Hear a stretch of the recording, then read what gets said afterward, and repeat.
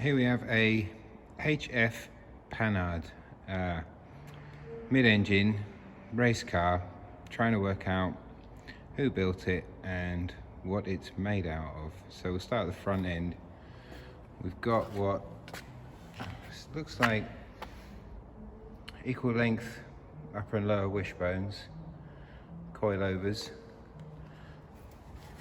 very slender upright, ball joint mounted at the top and trunnion at the bottom.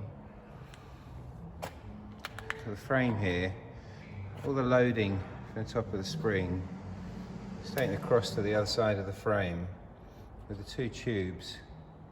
You can see they're joined in the middle behind the brake union across to the other side, where again you've got the same upper and lower wishbones and what looks to be Triumph Herald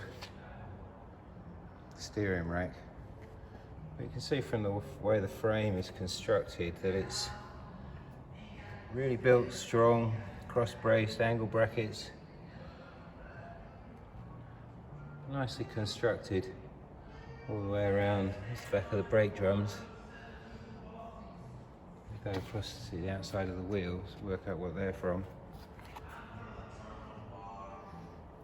Now the windscreen has obviously been added at a later date because it just doesn't suit anything.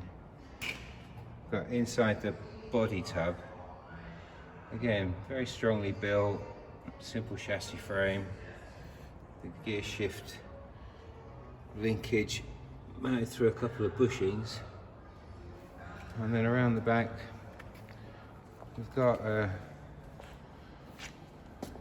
upper and lower link and a radius, and then this hub carrier, again with the back of the brakes. They look like they might be Triumph, the way the handbrake is connected and the slave cylinder. And we've got the engine bay, which is clearly a 750cc flat twin Panhard. It's got the original starter motor, what looks to be an Austin Healey Sprite slave cylinder, so hydraulic clutch. The dynamo is not standard Panhard, that looks like it's off an English car. And again, coilover suspension, dual link, and then on the back you've got the transmission mounts where the petrol tank would normally mount.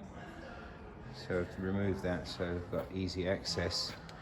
You can see the way the frame has been constructed. This sort of pyramid can be unbolted for access to getting the engine in and out. And then down in there, radius rod front mounts. You've got a cross brace across the back of the seats. Down on the other side.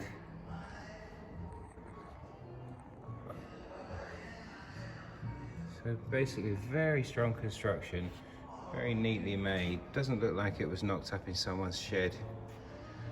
So if anyone recognises any of this, it'll be a big help. Let's see if I can catch the gear shift linkage. So you've got a rod there, sprung mounted up to the top of the gearbox. Those rods are hung on these bars with Thackeray washers at the top and at the bottom, which is then cross-linked through that rod down there. So a very complicated gear shift arrangement for something that was just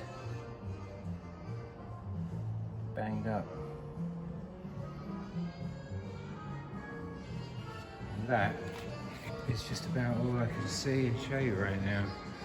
Oh, by the way, the steering wheel is from a Lotus. It's just put on there for moving it around.